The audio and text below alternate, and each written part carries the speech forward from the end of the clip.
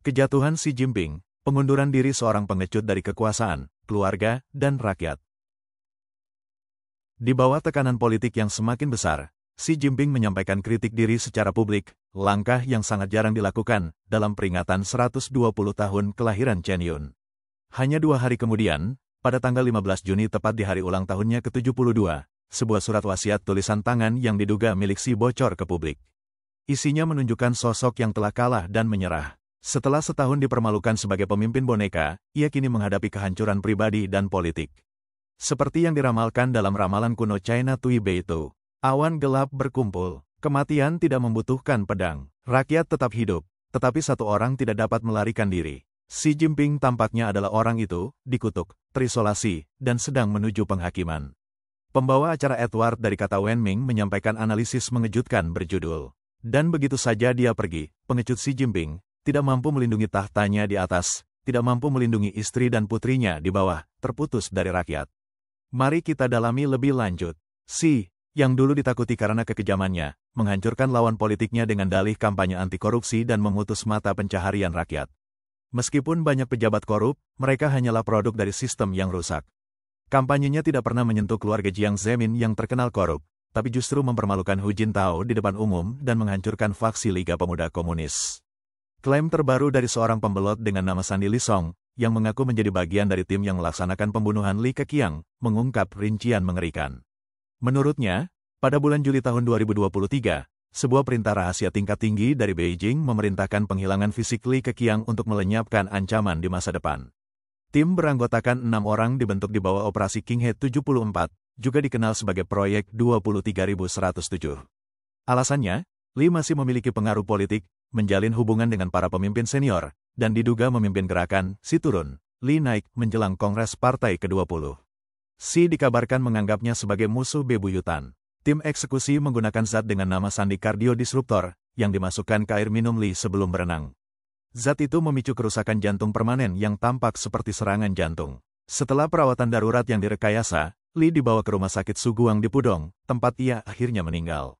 Meskipun belum terverifikasi, kisah ini selaras dengan kondisi dan metode yang biasa digunakan Xi. Namun, karma datang dengan cepat. Kekuatan Xi yang tampak, kekuasaan negara, ternyata bukanlah keberanian sejati. Seperti yang pernah ditulis penulis Berosi, seorang kenalan lama Xi. Elit merah bicara garang tapi takut pada yang kuat. Ia menyebut Xi sebagai pengecut yang pernah melarikan diri dari perkelahian jalanan saat masih muda. Tidak seperti pendahulunya yang brutal seperti Deng Xiaoping, yang mengeksekusi pengkhianat dan memerintahkan pembantaian, Xi tak pernah benar-benar memegang kekuasaan secara penuh. Setelah Kongres Partai ke-20, tim kepemimpinan yang dibentuk Xi diejek sebagai "Toko Wu Dalang", sindiran untuk pemimpin yang hanya mengelilingi dirinya dengan orang-orang yang lebih lemah agar ia terlihat lebih kuat. Saat ditantang secara agresif oleh Zhang Yuxia, Xi langsung kehilangan pijakan dan berbalik arah dalam semalam. Bahkan kekuasaannya sebagai kaisar pun berakhir dalam kehinaan. Bagi mereka yang tidak terbiasa dengan istilah tersebut, Toko Wu Dalang berasal dari novel klasik China, Walter Margin.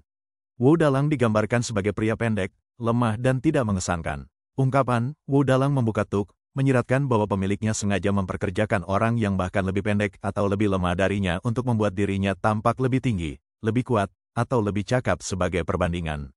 Dalam konteks politik, ini menunjukkan bahwa Xi Jinping sengaja mengelilingi dirinya dengan pejabat lemah dan biasa-biasa saja, bukan karena mereka paling berkualifikasi, tetapi untuk memastikan bahwa tidak seorang pun dapat menantang otoritasnya.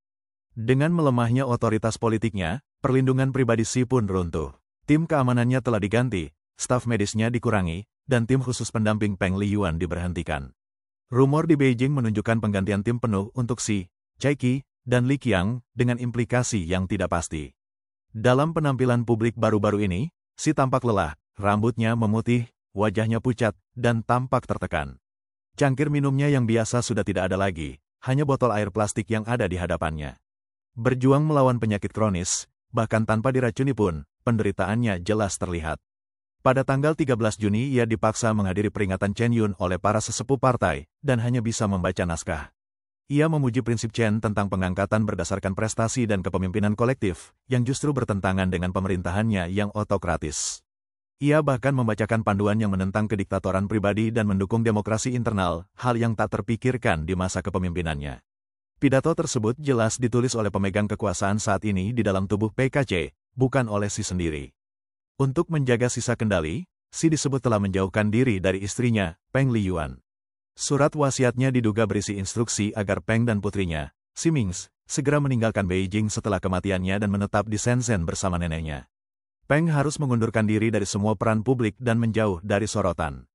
Xi Mingzi sebaiknya tetap menyendiri atau bekerja dalam proyek pengentasan kemiskinan setempat. Xi juga meminta agar tidak diadakan pemakaman, tidak dimakamkan di Baba Ocean, dan abunya disebar di perbukitan rendah di Shaanxi Utara, tempat ia mengawali hidupnya. Ia mengenang bahwa waktu dia bekerja di pedesaan, meskipun pahit, menempa kekuatan dan empatinya. Ia mengucapkan terima kasih kepada partai dan Jiang Zemin karena telah memberinya kesempatan. Ia menegaskan bahwa ia telah bekerja tanpa lelah untuk rakyat dan partai, menyebutkan malam-malam tanpa tidur yang tak terhitung jumlahnya dan saat-saat penuh tekad. Namun, bahkan kata-katanya sendiri menunjukkan keputusasaan. Dalam surat wasiat itu, ia mengatakan, kekuatan musuh terus menyerang dari dalam dan luar negeri.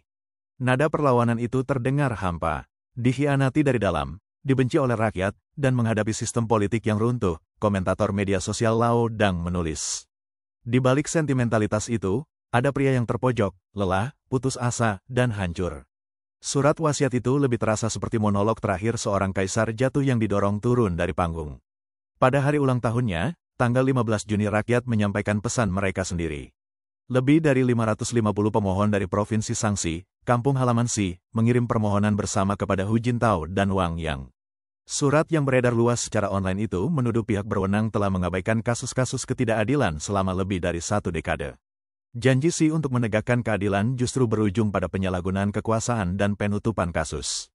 Para pejabat menyerang pemohon dengan kekerasan dan memanipulasi sistem hukum, menciptakan tumpukan besar keluhan yang tak pernah diselesaikan. Satu lagi kejutan besar di hari ulang tahunnya, Luo Shuaiyu, seorang dokter magang di rumah sakit kedua siangnya, jatuh dari gedung dan meninggal pada tanggal 8 Mei tahun 2024. Pihak berwenang menyebutnya bunuh diri. Namun, keluarganya menemukan berkas pengungkap pelanggaran setebal 1119 halaman di laptopnya, mengungkap kejahatan mengerikan, pengambilan organ yang sehat, pemalsuan catatan penyakit terminal, dan dugaan perdagangan organ.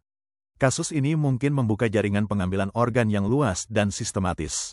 Laporan menyebut rumah sakit ketiga siangnya telah lama mengoperasikan pusat transplantasi yang kuat, dengan lebih dari 150 tempat tidur dan kapasitas lebih dari 1.000 operasi per tahun, jauh melampaui standar nasional. Penyelidikan mengungkap waktu tunggu yang sangat singkat untuk organ, yang menandakan adanya sumber ilegal, bahkan pengambilan organ hidup-hidup. Apa yang dulu dimulai dengan korban Falun Gong di bawah Jiang Zemin, kini di bawah Xi, telah menyebar ke warga biasa, bahkan anak-anak. Lebih parah lagi, pemerintahan Xi melegalkan praktik transplantasi ini, melembagakan penyalahgunaan ini. Dulu, Xi tampak sangat kuat, tapi semua itu hanyalah hasil dari dukungan PKC. Setelah dilucuti dari kekuasaan partai, ia tidak dapat lagi mengamankan tahtanya dari atas, melindungi istri dan putrinya dari dalam, atau memenangkan hati rakyat dari bawah. Itulah makna sebenarnya dari tampak tangguh di luar, tapi lemah di dalam, pengecut sejati.